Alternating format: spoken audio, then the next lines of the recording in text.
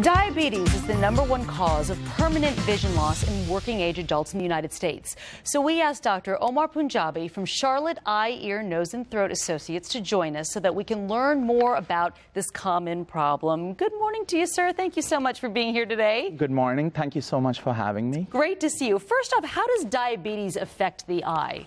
Well, diabetes affects the eye in a couple of ways. The most common is where it can cause a change in the front part of the eye, which is the lens, where it can cause an opacification that's called a cataract. And it can also affect the back part of the eye, which is the nerve tissue lining, which is the retina, where it can cause abnormal leaking of blood vessels, and that's called diabetic retinopathy. Okay, what are the symptoms of diabetic retinopathy? Well, the challenging part about this condition is most of the times patients have no symptoms. Really? And that's why screening eye exams are important.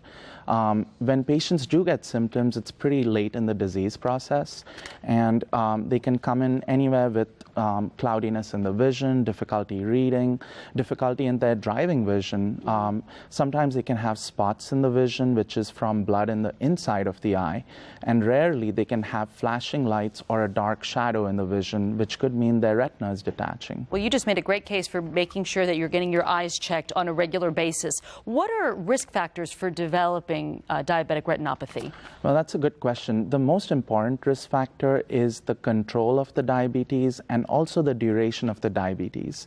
So if the patient has been diabetic for at least 5 years, they are at a higher risk of getting retinopathy. Also, if they have poor control of the diabetes, their diabetic retinopathy can get worse much faster. If the patient does have high blood pressure or high cholesterol or kidney disease, the diabetic retinopathy can accelerate. How do you treat it? There are many different options for treatment. I think prevention is the best treatment. This is a classic example of that. You want to see your eye doctor once a year if you are diabetic, because they can pick up changes before you know about it. If they do find problems with the retina, they would probably refer you to a retina specialist. And as retina specialists, we have some excellent treatment options these days. We have lasers, we have different medicines that are available now. And lastly, if there's severe problems, we can even do surgery in the operating room to fix the vision. Is there any new research on the horizon to offer patients even more hope? Anything exciting going on? Yes, diabetes affects about 30 million individuals in the U.S. and about 10% of the U.S. population. And so it is a very prevalent disease. And so a lot of funding and a lot of money goes into research. This is an exciting time to be a retina specialist because we have a lot of new treatments in the horizon, including new drugs, new devices where we can pick up changes early which were not present earlier.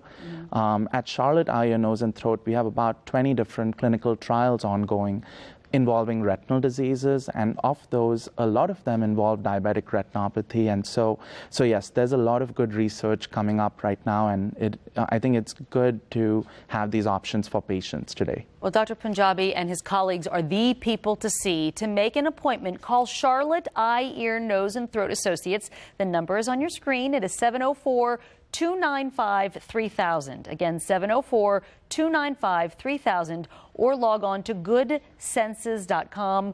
goodsenses.com. You're making me think I need to make an appointment. That's what I think. It's been a while. It's been a while. Thank you so much. I appreciate your time. Thanks for having me. All right, up next.